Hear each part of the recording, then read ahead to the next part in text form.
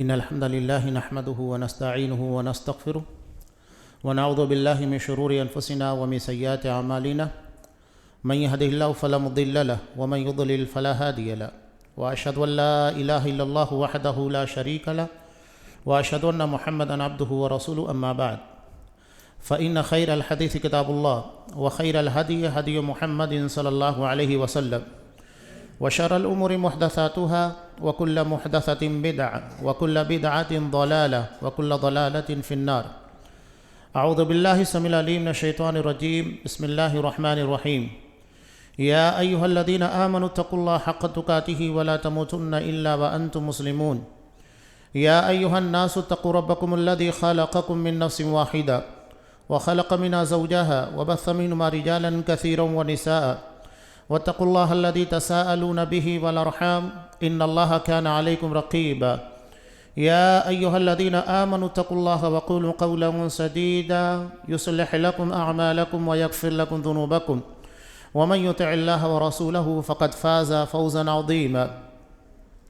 وقال بسم الله الرحمن الرحيم قل هو الله أحد الله الصمد لم يلد ولم يولد ولم يكن له كفوا أحد. تمام قسم کی تعریفات اللہ رب العالمین وحدہ لا شریک کے لیے لائق و زیبا ہے، جو ساری کائنات کا تنہا خالق و مالک ہے، اور بے شمار درود و سلام ہوں اللہ کے آخری نبی جناب کریم محمد رسول اللہ صلی اللہ علیہ وسلم کی ذات مقدسہ پر۔ محترم حاضرین، عزیز ماں اور بہنوں، سورہ اخلاص جو اللہ تبارک و تعالیٰ کے تعارف اور اس کے پریچے کے طور کے پر نازل ہوئی، مشرکین مکہ نے نبی کریم صلی اللہ علیہ وسلم سے اس بات کا مطالبہ کیا کہ اپنے رب کا تعارف، کہ وہ کون ہے، کیا ہے، کیسا ہے، یہ پیش کیا جائے۔ تو اللہ تبارک و تعالیٰ نے اس سورہ کو نازل کیا جو بڑی جامع اور مختصر، اور احادیث کے اندر اس کی جو فضیلت بیان کی گئی کہ انہا لتعدل ثلث القرآن، یہ 1/3 1/3 قرآن مجید کے برابر ہے۔ اب یہاں 1/3 کا مطلب کیا؟ اجر اور ثواب کے اعتبار سے قرآن مجید میں 3 چیزیں ہیں، احکامات ہیں، یعنی بندوں سے متعلق آپ کو کیا کرنا ہے کیا نہیں کرنا ہے۔ دوسرا ہے واقعات، تاریخ کا حصہ، قوموں کے واقعات قرآن مجید نے بیان کیا۔ اور تیسرا اور اہم ہے اللہ کی توحید، اللہ کی ذات و صفات سے متعلق احکامات۔ تو اس سورہ کے اندر عقیدے سے متعلق تمام باتوں کو بہت ہی جامع انداز میں سمیٹ دیا گیا ہے، اس لیے اس کا مقام اور مرتبہ اور فضیلت قرآن مجید کے 3 میں سے 1 حصے کے برابر ہے، 1/3 1/3 قرآن مجید کے برابر۔ ایک صحابی کے تعلق سے مشہور بھی ہے کہ جب آپ صلی اللہ علیہ وسلم نے انہیں سفر میں بھیجا تو وہ لوگوں کو جب بھی کوئی سورہ پڑھاتے تھے تو اس کے ساتھ سورہ اخلاص بھی پڑھا کرتے۔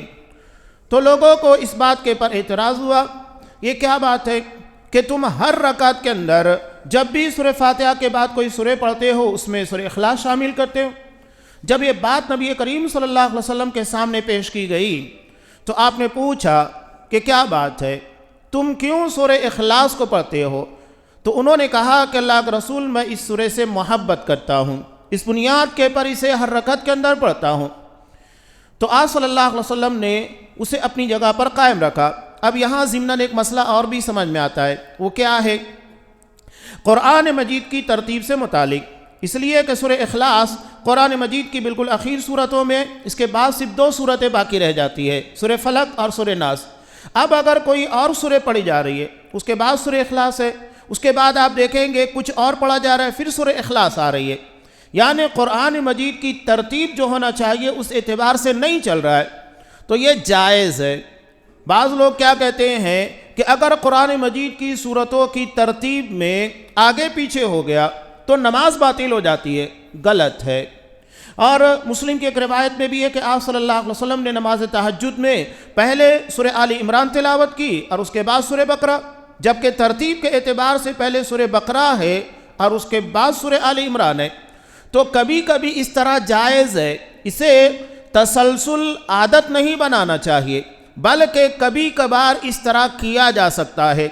اور وہ جو صحابی کسی سورہ کے بعد سورہ اخلاص کو شامل کر رہے، تو اس کا مطلب یہ کہ ترتیب اپنی جگہ باقی نہیں ہے، اس لیے کہ سورہ اخلاص کے بعد انہیں سورہ فلق یا سورہ ناس پڑھنا چاہیے اگلی رکعت کے اندر، لیکن وہ کچھ اور پڑھنے کے بعد پھر سورہ اخلاص پڑھ رہے، تو یہ ترتیب اپنی جگہ پر باقی نہیں رہ جاتی ہے۔ تو اگر کوئی اس طرح سورہ اخلاص کو ہر رکعت کے اندر پڑھنا چاہے، اس کی اجازت ہے۔ آپ صلی اللہ علیہ وسلم نے انہیں اپنے اس عمل کے پر ثابت رکھا۔ نیز ایک اور صحابی کے تعلق سے کہ وہ اپنی قوم کی امامت کرتے، تو وہ بھی اپنی قوم کو امامت کرتے ہوئے سورہ اخلاص کو ہر رکعت کے اندر دوسری صورتوں کے ساتھ پڑھا کرتے تھے۔ تو وہاں پر بھی وہی مسئلہ کہ سورہ اخلاص کی عظمت، اس کی فضیلت کی بنیاد کے پر اسے ہر رکعت کے اندر پڑھا کرتے تھے، تو آپ صلی اللہ علیہ وسلم نے اس کو ثابت رکھا، لہذا وہ چیز جائز ہے۔ سورہ اخلاص بہت ہی اختصار کے ساتھ میں اس کے تعلق سے کچھ باتیں، جو کرسمس کا موقع آتا ہے 25 دسمبر، اس تناظر میں کچھ باتیں رکھنے کی کوشش کروں گا۔ اللہ تبارک و تعالیٰ نے ارشاد فرمایا، قل هو اللہ احد، کہو وہ اللہ اکیلا ہے۔ احد کا مطلب ایک نہیں ہوتا ہے، اکیلا، یہ سب سے بہتر ترجمہ ہے، احد اکیلا۔ اس لیے کہ اگر ہم یہ کہتے ہیں کہ احد، کہ وہاں پر کوئی نہیں ہے، اس کا مطلب کوئی بھی نہیں۔ اب یہاں اللہ تبارک و تعالیٰ نے احد کہا، اس کا مطلب ہے کہ اس کے جیسا کوئی بھی نہیں ہے، وہ اکیلا ہے۔ اب اکیلا ہونے کا مطلب کیا ہوتا ہے؟ اکیلا ہے اپنی ذات میں، اپنی صفات میں، یہی توحید ہے۔ اب یہاں اللہ تبارک و تعالیٰ نے جو بات کہی، قل هو اللہ، وہ اللہ، اس کا مطلب اللہ ہم سے قریب نہیں ہے جیسا کہ لوگ ذات کے اعتبار سے مانتے ہیں۔ اگر عربی زبان کے اندر ہو کا لفظ کس کے لیے استعمال ہوتا ہے؟ دور کے لیے، اشارہ بعید ہے، یعنی دور کی چیزوں کے لیے استعمال ہوتا ہے۔ تو اللہ نے یہاں پر بالکل واضح طور پر کہہ دیا اللہ ہر جگہ موجود نہیں ہے، جیسا کہ بہت سارے لوگ یہ عقیدہ رکھتے ہیں کہ نعوذ باللہ اللہ تبارک و تعالیٰ کائنات کے تمام حصوں کے اندر پایا جاتا ہے۔ نہیں، یہ انتہائی بدترین قسم کا باطل عقیدہ ہے۔ بلکہ شرح العقیدۃ الطحاویہ کے اندر علامہ ابن ابی العز رحمۃ اللہ علیہ نے اس چیز کو تذکرہ کرتے ہوئے بہت پیارے انداز میں کہا کہ یہ عقیدہ کہ اللہ تبارک و تعالیٰ تمام چیزوں کے اندر اور کائنات کے تمام وجود کے اندر پایا جاتا ہے، جسے وحدت الوجود کا کفریہ اور شرکیہ عقیدہ کہا جاتا ہے، تو یہ اتنا بدترین عقیدہ ہے جو نصارہ کے عقیدے سے بھی خراب ہے، ان کے کفر سے بھی زیادہ بدترین عقیدہ ہے۔ کیوں؟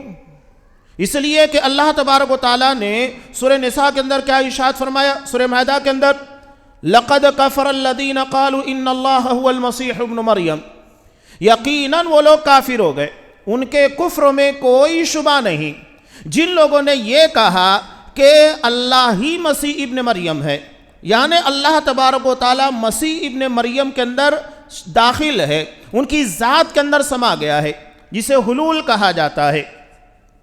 ابھی بھی آپ دیکھیے کہ دلائی لاما، اس کے بارے میں بھی ان کے مذہب کے ماننے والوں کا یہی عقیدہ ہے کہ پرماتما جو ہے، ان لوگوں کے عقیدے کے اعتبار سے پرماتما جو ہے، جسے ہم اللہ تبارک و تعالیٰ کہتے ہیں، اسے وہ اپنے عقیدے کے اعتبار سے پرماتما کہتے ہیں، وہ اس کے اندر شامل ہو گیا ہے، یعنی اس ذات کے اندر داخل ہو گیا ہے اور اسی کا روپ دھارن کرنے کے بعد لوگوں کے درمیان آیا ہے۔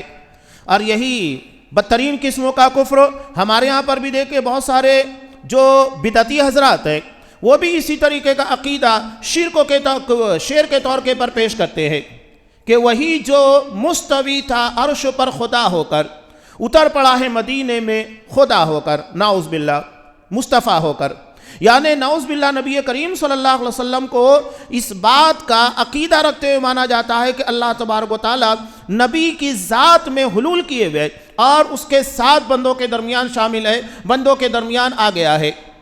یہ وہی کفریہ اور شرکی عقیدہ ہے، چھوٹا سا معاملہ نہیں ہے جسے ہم معمولی سمجھتے ہیں، یہ انتہائی بدترین قسم کا کفر ہے اور شرک ہے۔ تو علامہ ابن ابی العز رحمۃ اللہ علیہ کہتے ہیں کہ اللہ نے نصرانیوں کے تعلق سے، عیسائیوں کے تعلق سے کہا، جن لوگوں کا یہ عقیدہ تھا کہ حضرت عیسیٰ علیہ السلام کی ذات میں اللہ تبارک و تعالی حلول کیے ہوئے ہے، داخل ہے، تو قرآن نے کہا کہ وہ کافر ہو گئے۔ تو اب اگر کوئی شخص یہ عقیدہ رکھتا ہے کہ اللہ تبارک و تعالیٰ کائنات کی تمام چیزوں کے اندر ہے تو اس کا کفر کتنا بڑا ہوگا، جبکہ صرف حضرت عیسیٰ علیہ السلام کے اندر اللہ کو شامل ماننے، حلول کرنے والا ماننے کی بنیاد پر قرآن نے انہیں کافر کہا، تو کائنات کی تمام چیزوں کے اندر اللہ کو شامل ماننے والا اور اس کے اندر داخل ماننے والا کتنا بدترین قسم کا کافر ہوگا۔ ہمارے ہاں بچوں کو پڑھایا جاتا ہے لا موجود الا اللہ، اس کا مطلب کیا ہے؟ یعنی وجود صرف اللہ تبارک و تعالیٰ کا ہے، اور ہم بھی نعوذ باللہ اللہ کے وجود کا ہی حصہ ہیں۔ کیا کافر، کیا مشرک، کیا ابلیس، کیا ابو جہل، سب اللہ کی ذات کا حصہ ہے۔ یہ اس عقیدے کا مطلب ہے جو میں آپ کے سامنے بیان کر رہا ہوں کہ ہر چیز نعوذ باللہ اللہ کے وجود کا حصہ ہے۔ تو قرآن مجید نے ان لوگوں کو کھلے طور پر کافر قرار دیا۔ اب اگر کوئی شخص اس طرح کا عقیدہ رکھتا ہے، اسے سمجھ لینا چاہیے کہ اس کا عقیدہ کتنا بدترین قسم کا ہے۔ تو اللہ تبارک و تعالی ہر جگہ موجود نہیں ہے، بلکہ وہ بذات عرش کے پر مستوی ہے، اور اس کا علم و کائنات کی تمام چیزوں کو گھیرے ہوئے ہے۔ سورہ طلاق میں اللہ تبارک و تعالی نے ارشاد فرمایا وَأَنَّ اللَّهَ قَدْ أَحَاطَ بِكُلِّ شَيْءٍ عِلْمًا، اللہ نے تمام چیزوں کو اپنے علم کے دائرے میں لے رکھا ہے۔ اللہ کے علم کے باہر کوئی چیز نہیں ہے، وہ ہر چیز کے پر اپنا علم بھی رکھتا ہے، جانکاری بھی رکھتا ہے اور قدرت بھی رکھتا ہے۔ وہ کوئی چیز اللہ کی قدرت کے باہر نہیں ہے۔ تو یہ قرآن نے جو عقیدہ پیش کیا وہ ہے اللہ بذات عرش کے پر مستوی ہے۔ قرآن مجید کی بہت ساری دلیلیں، احادیث کے اندر سینکڑوں دلائل اس بات کے پر ملتے ہیں کہ اللہ تبارک و تعالیٰ اپنی کائنات سے ماوراء تمام کائنات اپنی تمام مخلوقات سے بلند ہے۔ اور اللہ کی ایک صفت جو آیت الکرسی کے اخیر میں بیان کی گئی ہے وَهُوَ الْعَلِيُّ الْعَظِيمُ، علی کا مطلب کیا ہوتا ہے؟ سب سے بلند، یعنی اس کے پر کوئی چیز نہیں ہے۔ اللہ تبارک و تعالیٰ کے پر کوئی چیز نہیں ہے، تو اللہ سب سے بلند ہے، بلندی کے پر ہے۔ تو یہ قرآن مجید کے اندر ایسی بہت ساری دلیلیں ہیں، خود اللہ تبارک و تعالیٰ کی صفت ہے۔ اس کے علاوہ ہم نماز جمعہ کے اندر پہلی رکعت کے اندر سورہ اعلیٰ پڑھتے ہیں سبح اسم ربک الاعلیٰ۔ اعلیٰ کا مطلب کیا ہوتا ہے؟ سب سے بلند، یعنی اس کے پر کوئی چیز نہیں ہے۔ تو قرآن میں اللہ کی صفات ہے اور بھی بہت ساری چیزیں جس سے بالکل واضح ہوتا ہے اللہ اپنی تمام مخلوقات سے بلند ہے، اور یہی استوا کا مطلب ہے۔ استوا کا مطلب کیا ہوتا ہے؟ کہ استقر، اللہ تبارک و تعالیٰ قرار پکڑے ہوئے، علا وارتفع، وہ بلند ہوا۔ اب ہمارے یہاں بعض لوگ غلطی کرتے ہوئے کیا کہتے ہیں، یہ بات میں بار بار بیان کرتا ہوں، ضروری بھی ہے، یہ ہمارے عقیدہ و ایمان کا حصہ ہے۔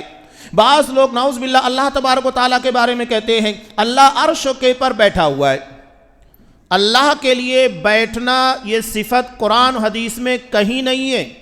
بیٹھنا اس بات کی علامت ہے کہ آدمی عاجز ہو چکا ہے۔ بیٹھتا کون ہے؟ جس کے اندر کھڑے ہونے کی طاقت نہ ہو، اور بیٹھنا اس بات کی علامت ہے کہ اس کے اندر کمی پائی جاتی ہے، نقص پایا جاتا ہے، اس بنیاد کے پر اسے بیٹھنے سے تعبیر کیا جاتا ہے۔ قرآن حدیث میں کسی جگہ اللہ تبارک و تعالیٰ کے تعلق سے بیٹھنے کی صفت نہیں آئی ہے، لہذا اللہ کے لیے یہ لفظ استعمال نہیں کرنا چاہیے۔ اللہ عرش کے پر مستوی ہے یہ کہنا چاہیے، اللہ عرش کے پر قرار پکڑے ہوئے یہ کہنا چاہیے، اللہ عرش کے پر بلند ہے یہ کہنا چاہیے۔ حضرت عبداللہ ابن عباس رضی اللہ تعالیٰ عنہ یہ جو بیان کیا گیا اللہ عرش کے پر مستوی ہے، تو اس کا مطلب یہ نہیں ہے کہ اللہ عرش کا محتاج ہے اور بغیر عرش کے اللہ اس مستوی نہیں ہو سکتا، نہیں، اللہ عرش کا بھی محتاج نہیں ہے۔ اس کی مثال دیتے ہوئے حضرت عبداللہ ابن عباس رضی اللہ تعالیٰ عنہ بیان کرتے ہیں کہ عرش کی کیفیت ایسے ہی ہے جس طرح کہ زمین اور آسمان، زمین عرش کے، زمین آسمان کے نیچے زمین ہے، لیکن آسمان زمین کا محتاج نہیں ہے، اسی طرح اللہ عرش کے پر بلند ہوتے ہوئے بھی عرش کا محتاج نہیں ہے۔ کوئی یہ نہ سمجھے کہ اللہ عرش کا محتاج ہے، نہیں، اللہ کسی چیز کا محتاج نہیں ہے۔ بہرحال یہاں اللہ نے جو بات ارشاد فرمائی قل هو اللہ احد، کہو وہ اللہ اکیلا ہے۔ اکیلا کا مطلب کیا ہے؟ اپنی ذات میں، اپنی صفات میں، یعنی اللہ کی طرح کسی کی ذات نہیں اور نہ اللہ کی طرح کسی کی صفات ہے۔ اللہ جس طرح سمیع ہے، سننے والا، اس طرح کوئی سن نہیں سکتا۔ اللہ جس طرح بصیر ہے اس طرح کوئی دیکھ نہیں سکتا ہے۔ انسان کے دیکھنے کی طاقت کہاں تک ہے؟ ہم دیوار کے پیچھے کیا ہے نہیں دیکھ سکتے، اگر ہم آگے دیکھ رہے ہیں پیچھے نہیں دیکھ سکتے، آگے دیکھ رہے ہیں تو داہنی جانب نہیں دیکھ سکتے، بائیں نہیں دیکھ سکتے، اور اگر ہم بائیں جانب دیکھ رہے ہیں تو داہنی طرف نہیں دیکھ سکتے۔ ہمارے دیکھنے کے اندر اتنا نقص پایا جاتا ہے، اور دیکھنے کے بعد ہم ساری چیزوں کی حقیقت کو تھوڑی جان لیتے ہیں۔ ضروری تھوڑی ہے کہ جو چیز ہم کو دکھائی دے اس کا سارا علم ہمارے پاس آ جائے، اس کا سارا ڈیٹا ہمارے پاس آ جائے، نہیں۔ اللہ اگر کسی چیز کو دیکھ رہا ہے تو اللہ کا دیکھنا ایسا ہے کہ مکمل علم کے ساتھ، ایسا نہیں ہے کہ وہ صرف دیکھ رہا ہے۔ انسان کو ہم دیکھ رہے ہیں، دیکھنے کے بعد ہم پہچان سکتے ہیں اس کے ذہن و دماغ کے اندر کیا چل رہا ہے، وہ کتنا اچھا ہے کتنا برا ہے، یا اس کی صحت کیسی ہے، اسے کوئی بیماری ہے کہ نہیں ہے۔ یہ ہماری نقص ہے، ہم جو دیکھتے ہیں صرف ظاہر کو دیکھتے ہیں، لیکن اللہ کا دیکھنا کامل ہے، اللہ کا علم کامل، اللہ کی ذات کامل۔ یہ جو ہم اللہ کے لیے تسبیح کا لفظ استعمال کرتے ہیں، تسبیح کا مطلب یہ ہوتا ہے کہ اللہ کو ہر قسم کے عیب سے مبرہ قرار دیا جائے۔ اللہ کی ذات، اللہ کی صفات میں کوئی عیب نہیں ہے۔ اب اگر کوئی اللہ کی ذات یا صفات میں کسی طریقے کا عیب تلاش کرتا ہے، یا کوئی ایسی بات کہتا ہے جس سے عیب لازم آتا ہے، تو نعوذ باللہ اس کا عقیدہ بگڑا ہوا ہے، وہ اللہ کو کامل نہیں مانتا، وہ اللہ کو تنہا نہیں مانتا، وہ اللہ کو اکیلا نہیں مانتا اس کی ذات اور صفات کے اندر۔ تو یہ عقیدے کا علم ہے جو یہاں پر لا کر بیان کیا گیا ہے۔ اللہ اپنی ذات میں، اپنی صفات میں اکیلا ہے اور اس کا کوئی شریک نہیں ہے۔ اب یہاں ذات کی جو بات آئی ہے، آگے اس کی تشریح بھی آ رہی ہے کہ اللہ اپنی ذات میں اکیلا، اس کی تشریح قرآن مجید نے خود بیان کی، لم یلد ولم یولد، کہ اللہ کو کسی نے جنا نہیں ہے اور نہ وہ کسی سے جنا گیا ہے۔ اللہ نے کسی چیز کو نہیں جنا، یعنی اس کی ذات سے کوئی چیز نہیں نکلی۔ ولم یولد، اور نہ اللہ کسی ذات سے نکلا ہوا ہے، یعنی اللہ کو کسی نے پیدا نہیں کیا، نہ اللہ کی ذات سے کوئی چیز نکلی، یعنی وہ اس نے کسی کو پیدا نہیں کیا، اور نہ اللہ کو کسی نے پیدا کیا۔ اسی کی تشریح ہے ذاتی اعتبار سے کہ اللہ اپنی ذات میں اکیلا ہے۔ اب اللہ کی ذات، اس کے بارے میں ایک جملہ ہم جگہ جگہ ادا کرتے ہیں۔ وہ کون سا جملہ ہے؟ اللہ اکبر۔ اکبر کا مطلب کیا؟ سب سے بڑا، یعنی اللہ سے بڑی کوئی چیز نہیں ہے۔ اب میں حدیث کی روشنی میں ان باتوں کو تذکرہ کروں کہ آپ صلی اللہ علیہ وسلم نے، یہ حضرت عبداللہ ابن عباس رضی اللہ تعالیٰ عنہ کی روایت میں بھی ہے، آپ نے ساتوں آسمان اور ساتوں زمین کی مثال بیان کی کہ ساتوں آسمان اور ساتوں زمین اللہ کی کرسی کے سامنے ایسے ہی ہے جیسا کہ ایک میدان میں چند سکے پھینک دیے گئے ہوں۔ یہ ساتوں آسمان ساتوں زمین، اگر ساتوں آسمان اور ساتوں زمین کا یہ اندازہ لگا، انسان حیران ہو جائے گا کہ سورج ہماری زمین سے 10 یا 13 لاکھ گنا بڑا ہے، اور اس کائنات میں اللہ نے جو پیدا کی ہے، سورج سے کروڑوں گنا بڑے بہت سارے ستارے ہیں، کروڑوں گنا بڑے، اور اس طرح کی نہ جانے کتنی گیلیکسیز ہے جو اس کائنات کے اندر ہیں اور بڑھ رہی ہے۔ وَالسَّمَاءَ بَنَيْنَاهَا بِأَيْدٍ وَإِنَّا لَمُوسِعُونَ، ہم نے آسمان کو اپنے ہاتھوں سے بنایا اور اس میں وسعت کر رہے ہیں، اضافہ کر رہے ہیں، بڑھتے جا رہا ہے۔ کل یوم هو فی شان، اللہ روزانہ کام میں لگا ہوا ہے، نئی نئی چیزوں کو پیدا کر رہا ہے، فلکیات سے متعلق یہاں تک کہ زمین کے پر اور کائنات کی تمام چیزوں کے اندر۔ تو یہ اللہ کا عمل ہے، اللہ کی شان ہے۔ تو یہ بتائیے کہ جب سورج ہماری زمین سے 13 لاکھ گنا بڑا، اور سورج سے بڑے بڑے کروڑوں گنا بڑے ستارے ہیں، اور اس طرح کی نہ جانے کتنی گیلیکسیز ہے جس کا سائنسداں ماہرین فلکیات بھی اندازہ نہیں لگا پائے، تو یہ صرف ہماری اپنی زمین اور ہمارا آسمان، اس کے بعد ساتوں آسمان، اسی طریقے سے ایک آسمان سے دوسرے آسمان کے درمیان ایک روایت میں 500 سال کا فاصلہ، دوسری روایت میں 700 سال، کہنے کا مطلب بہت لمبا فاصلہ ہے۔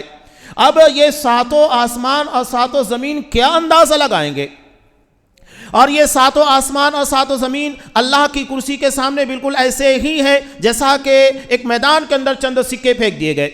اب یہاں اللہ کی کرسی سے مراد کیا ہے؟ اللہ بہتر جانتا ہے۔ لفظ کرسی ہے، ہم مانتے ہیں کہ کرسی کرسی ہے، اور یہی عقیدے کے اندر سب سے اہم چیزیں اللہ کے بارے میں یا اس کی ذات و صفات، ایسی بہت ساری غیبیات کی باتیں ہیں، تو جو بیان کیا گیا اس کو ویسے ہی ماننا ہے، اس کی تعویل نہیں کی جائے گی، اس کی تعطیل نہیں کی جائے گی، جیسے بیان کیا گیا ہے ویسے ہی ماننا ہے۔ کیفیت نہیں بیان کی گئی ہے، لہذا کیفیت نہیں بیان کی جائے گی۔ اللہ کی کرسی کیسی ہے، اللہ کا عرش کیسا ہے، نہیں بیان کیا گیا، نہیں بیان کرنا چاہیے۔ ایمان رکھنا چاہیے کہ اللہ کی کرسی بھی ہے، اللہ کا عرش بھی ہے۔ جب ہم نے دیکھا نہیں، کس نے عرش کو دیکھا، کس نے اللہ کی کرسی کو دیکھا؟ اب میں دنیا کی مثال دیتا ہوں، آنکھ۔ اگر ہم یہ کہتے ہیں آنکھ، اب آنکھ سے مراد اگر ہم یہ کہیں چیل کی آنکھ، چیتے کی آنکھ، شیر کی آنکھ، تو جیسے ہی ہم یہ اضافت کرنا شروع کر دیتے سب کی آنکھیں جدا ہو جاتی ہے۔ کیا جس طرح چیل کی، شاہین کی آنکھیں ہوتی ہے، انسان کی ہوتی ہے، یا جس طرح وہ دیکھ لیتا ہے اور اس کے دیکھنے میں جتنا زیادہ باریکی پائی جاتی ہے دور سے دیکھ لیتا ہے، کیا انسان بھی دیکھ پاتا ہے؟ سونگھنے کی جو صلاحیت اللہ نے جانوروں کے اندر دی ہے کہ انسانوں کے اندر ہے؟ نہیں ہے، جدا جدا صلاحیت ہے۔ تو جب اللہ کی ذات کی طرف کسی چیز کی، کسی صفت کا تذکرہ کیا جائے گا، وہ اللہ کی شایان شان ہوگی اور وہ اللہ کی صفت کے متعلق ہوگی، لہذا اس کی کیفیت کو عام انسانوں یا مخلوق کے ساتھ نہیں پیش کیا جا سکتا کہ اللہ کی آنکھ ہے، اللہ کو چہرہ ہے، اللہ کو ہاتھ ہے، اللہ کو پیر ہے، سب حدیث اور قرآن کے اندر بیان کیا گیا ہے، لیکن کیسا ہے اس کے بارے میں کوئی تذکرہ نہیں ہوگا، اس لیے کہ کیفیت مجہول ہے، ہم کو نہیں بتائی گئی۔ بہرحال یہ ساتوں آسمان ساتوں زمین اللہ کی کرسی کے سامنے ایسا لگتا ہے کہ ایک میدان میں چند سکے پھینک دیے گئے، اور کرسی کی حقیقت اللہ کے عرش کے سامنے ایسے ہی ہے جیسا کہ ساتوں آسمان اور ساتوں زمین اللہ کی کرسی کے سامنے۔ کتنی بڑی اللہ کی کائنات ہوگی، انسان اس کا اندازہ ہی نہیں لگا سکتا، اور اللہ اپنی تمام مخلوقات، کائنات کی تمام چیزوں سے بڑا ہے۔ اللہ اکبر کا مطلب ہی یہی ہے کہ اللہ اپنی تمام مخلوقات سے بڑا ہے، تو اس کی ذات کیسی ہوگی انسان اس کا اندازہ کر ہی نہیں سکتا ہے۔ اسی لیے اللہ کی ذات کے بارے میں کہ بعض سارے لوگ کیا کہتے ہیں نا، وسیلے کی مثال دیتے ہوئے کہ وسیلہ لگانا ضروری ہے، کیوں ضروری ہے؟ دنیا کی مثالیں دیتے ہیں کہ جس طرح اگر ہمیں آسمان چھت کے پر چڑھنا ہے سیڑھی کی ضرورت پیش آ جاتی ہے، اس کے پر جانا ہے تو لفٹ کی ضرورت پیش آ جاتی ہے، اس کے پر جانا ہے تو اور بڑھاتے جاتے ہیں۔ اللہ کے لیے مثالیں اس طرح نہیں بیان کرنا چاہیے۔ اللہ اپنی ذات، اللہ اپنی صفات میں بے مثال ہے، تو آپ مثالیں کیوں بیان کرتے ہو؟ قرآن مجید صاف کہتا ہے فَلَا تَضْرِبُوا لِلَّهِ الْأَمْثَالَ، اللہ کے لیے دنیا کی اس طرح کی مثالیں مت بیان کرو، وہ ان تمام چیزوں سے بہت اعلیٰ برتر ہے۔ تو یہ مثالیں بیان کر کے اللہ کی توہین نہیں کرنا چاہیے کہ اللہ نعوذ باللہ دنیا کے بادشاہوں کی طرح یا دنیا کے حکمرانوں کی طرح ہے، بلکہ وہ تمام بادشاہوں کا بادشاہ ہے، وہ بادشاہوں کا بادشاہ، یہ اللہ تبارک و تعالیٰ ہے۔ تو اللہ اپنی ذات، اللہ اپنی صفات میں اکیلا ہے، اس کے آپ جتنی تشریح کرتے جائیں گے اتنا زیادہ باب کھلتا چلا جائے گا، اور عقیدے کی آپ کو بے شمار کتابیں ملے گی، لہذا اللہ کی ذات، اللہ کی صفات کو اچھے طریقے سے جاننا ہمارے ایمان، ہمارے عقیدے کا حصہ ہے۔ اب اس کے آگے اللہ نے ارشاد فرمایا اللہ الصمد، اللہ صمد ہے، بے نیاز ہے۔ بے نیاز کا مطلب کیا ہوتا ہے؟ یہ بہت میں ہلکے انداز میں تشریحات تفسیر آپ کے سامنے رکھ رہا ہوں، ورنہ گھنٹوں لگ جاتا ہے ایک ایک اللہ کی صفت کا تذکرہ کرتے ہوئے۔ جب آپ عقیدے کی کتاب پڑھیں گے، اسماء و صفات کا تذکرہ آتا ہے تو گھنٹوں لگ جائے گا، اس کو جتنا زیادہ کھولیں گے، جتنا گہرا علم ہوگا اتنا زیادہ اس کو بیان کیا جا سکتا ہے۔ تو اللہ بے نیاز ہے۔ بے نیاز کا مطلب کیا ہے؟ اللہ یہ جو عبادتیں ہم کر رہے ہیں، اللہ نے ہم کو اپنی عبادت کے لیے پیدا کیا، تو اس کا مطلب یہ نہیں ہے کہ اگر ہم اس کی عبادت نہ کریں، اس کی توحید کو نہ مانیں تو اللہ تبارک و تعالیٰ اپنی جگہ کے پر معبود نہیں ہوگا، الہ نہیں ہوگا۔ نہیں، یہ عبادتیں، یہ بندگی، یہ صدقہ و خیرات، یہ نیکیاں، یہ ہمارے اپنے کام کی ہیں۔ اللہ کو ان تمام چیزوں کی کوئی ضرورت نہیں ہے، کسی چیز کی کوئی ضرورت نہیں ہے۔ اللہ بے نیاز ہے۔ بے نیاز کا مطلب ہی یہی ہے۔ اگر ہم بتا دیں کہ اللہ کو عبادت کی ضرورت یا عرش کی ضرورت یا کرسی کی ضرورت یا کائنات کی کسی چیز کی ضرورت، تو نعوذ باللہ اللہ کو محتاج ثابت کیا جاتا ہے۔ اللہ محتاج نہیں ہے، بے نیاز ہے، بلکہ وہ دوسروں کو کھانا کھلاتا ہے، اسے کھانے کی کوئی ضرورت نہیں ہے۔ یعنی کہنے کا مطلب یہ کہ اللہ بے نیاز ہے، اسے کسی چیز کی ضرورت نہیں ہے۔ اس کے بعد اللہ تبارک و تعالیٰ نے آگے ارشاد فرمایا لم یلد ولم یولد، کہ اللہ نے کسی چیز کو نہیں پیدا کیا، کوئی چیز اللہ کی ذات سے نہیں نکلی۔ اب ہمارے یہاں پر بھی یہودیوں اور نصرانیوں کی طرح، جس طرح یہودیوں اور نصرانیوں نے اللہ کا بیٹا بنا دیا حضرت عزیر کو، حضرت عیسیٰ علیہ السلام کو، یہ کرسمت کا مطلب کیا ہے؟ یہ عقیدہ مانا جاتا ہے کہ نعوذ باللہ اس رات کو حضرت عیسیٰ علیہ السلام کی ولادت ہوئی، جو اللہ کے بیٹے ہیں، نعوذ باللہ، اور اس بنیاد کے پر بعض لوگوں نے حضرت مریم کو اللہ کی بیوی قرار دیا۔ تو اللہ ان تمام چیزوں سے پاک ہے۔ یہ جو بدعقیدگیاں ہمارے درمیان پائی جاتی ہے اس سے بچنا ضروری ہے۔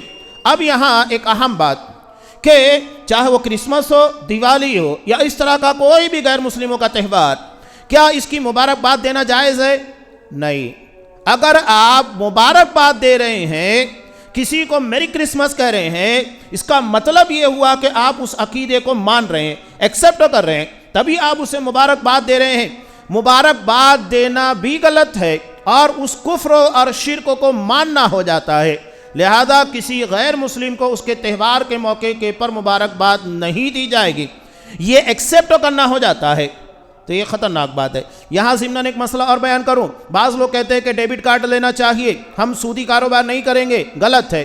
اس کے لینے کا مطلب ہی یہ ہوتا ہے کہ آپ نے سود کو ایکسیپٹ کیا کہ اگر یہ مدت گزر جائے گی تو میں سود دے دوں گا، آپ ایکسیپٹ کر رہے ہیں، ایکسیپٹ کرنا ہی گناہ ہے، اور اس کے بعد وہ گناہ کرنا اسے مزید خطرناک بنا دیتا ہے۔ تو یہاں غیر مسلموں کو خاص طور کے پر کرسمس کی مبارکباد یا دیگر تہواروں کے پر مبارکباد دینا دراصل اللہ تبارک و تعالیٰ کو اولاد ٹھہرانے کے مترادف ہے، جو انتہائی بدترین قسموں کا عقیدہ، اور جس کے بارے میں سورہ مریم کے آخر میں اللہ نے کہا کہ آسمان پھٹ پڑے، زمین کے پاس زلزلہ آ جائے کہ ان دعوا للرحمن ولدا، کہ تم نے رحمان کے لیے اولاد ٹھہرائی۔ اللہ جس کے بارے میں اتنے تہدیدی سخت انداز میں کہہ رہا ہے اور ہم اسے آسان سمجھتے ہیں، یہ عقیدے کو نہ سمجھنے اور عقیدے کی تعلیم نہ لینے کا نتیجہ ہے کہ ہم بڑی بڑی باتوں کو چھوٹا سمجھنے لگ جاتے ہیں۔ تو عقیدے کا علم حاصل کیجئے تاکہ اس طرح کی گمراہیوں سے اپنے آپ کو بچایا جا سکے۔ اس کے بعد اللہ نے کہا وَلَمْ يَكُنْ لَهُ كُفُوًا أَحَدٌ، اللہ کا ہمسر کوئی بھی نہیں۔ اب یہ بھی اپنی جگہ کے پر بہت تفصیل طلب۔ ہمسر کا مطلب یہ ہے کہ اللہ جو بھی کرتا ہے یا اللہ کی جو بھی صفات ہے اس کی برابری کوئی نہیں کر سکتا، یا اللہ جو بھی فیصلہ کرتا ہے اس کے فیصلے کو کوئی چیلنج نہیں کر سکتا۔ آج ہم اگر اپنی زندگی کے اندر کچھ نہیں مل رہا ہے، دعا کرنے کے باوجود بھی بندہ قبروں کے پر جاتا ہے کسی پیر بلی بزرگوں کے پاس، اس کا مطلب کیا ہے کہ نعوذ باللہ اللہ تو نہیں دے رہا میں اس سے لے لوں گا، یعنی جو اللہ نہیں دینا چاہتا ہے وہ دے دے گا، اللہ سے پاورفل بنا دیا تم نے اسے۔ جبکہ ہم نماز کے بعد جو دعا پڑھتے ہیں تو اس میں کیا دعا سکھائی گئی ہے؟ اللہم لا مانع لما اعطیت، اللہ جو تو عطا کرے اسے کوئی نہیں روک سکتا، ولا معطی لما منعت، جسے تو روک لے دنیا کی کوئی طاقت نہیں دے سکتی۔ یہ عقیدہ ہم کو دعا میں سکھایا جاتا ہے۔ تو یہ ایک پیغام دینا مقصود تھا سورہ اخلاص کی تفسیر کے ضمن میں کہ ہمیں اپنے عقیدے کو جو خاص طور کے پر سورہ اخلاص کے اندر بیان کیا گیا ہے اسے جاننا چاہیے۔ الحمدللہ یہاں پر ہر سنیچر کتاب التوحید کا درس بھی ہوتا ہے، آپ لوگ اسے اٹینڈ کیجئے گا، بہت اہم چیز ہے۔ عقیدہ یہ ہماری نجات اور نجات کی بنیاد ہے، اس کے بغیر نجات کسی کو ملنے والی نہیں ہے، لہذا اس کی تعلیم حاصل کرنا ہمارے پر فرض عین ہے، ہر کسی کو حاصل کرنا ہوگا۔ یہ نہیں کہ باپ نے حاصل کر لیا پورے گھر والوں کے لیے کافی ہے، سب کو ذاتی طور کے پر اس کا علم حاصل کرنا ہے، اس کو سمجھنا ہے، اس کو ماننا ہے۔ اللہ ہمیں اس کی توفیق دے اور ساتھ ہی ساتھ ہر قسموں کے کفر اور شرک سے ہماری حفاظت فرمائے، آمین۔ بارک اللہ لنا ولکم فی القرآن العظیم ونفعنی وإیاکم بالآیات والذکر الحکیم، انہ تعالی جواد کریم ملک رؤوف رحیم۔